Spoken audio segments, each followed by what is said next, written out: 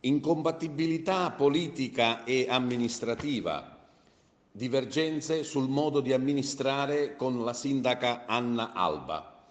Queste le motivazioni che stanno alla base delle dimissioni del vice sindaco del comune di Favara, Lillo Attardo. Dimissioni presentate ieri mattina in segreteria e quindi immediatamente esecutive.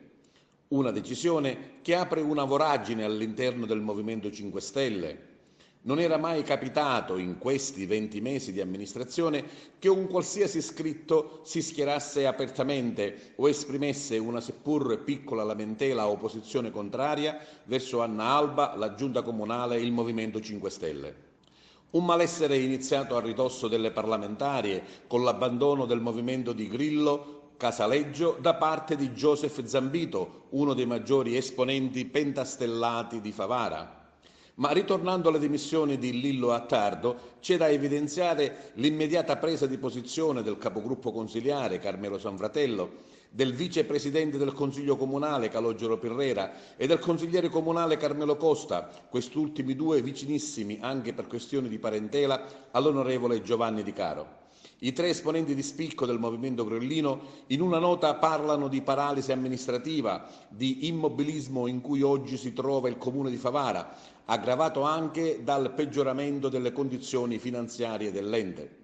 Il dito accusatore di Sanfratello, Pirrera e Costa è puntato proprio su Anna Alba, la sua assessora alle finanze Crocetta Maida e tutta la giunta comunale.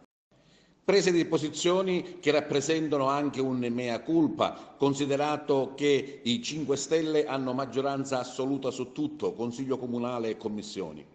Lamentele e accuse che i tre consiglieri, come loro stessi hanno confessato, avevano già esternato da tempo all'interno del movimento. Da mesi chiediamo un cambio di marcia, ma purtroppo i nostri appelli sono risultati vani, denunciano i tre, evidenziando argomentazioni e temi precisi che dovevano essere affrontati con decisione e più forza e volontà amministrativa, dal potenziamento dell'ufficio tributi, che è rimasto soltanto un miraggio, al controllo del territorio, dall'abusivismo dilagante all'invio delle bollette Tarsu 2011 con l'affidamento alla SRR.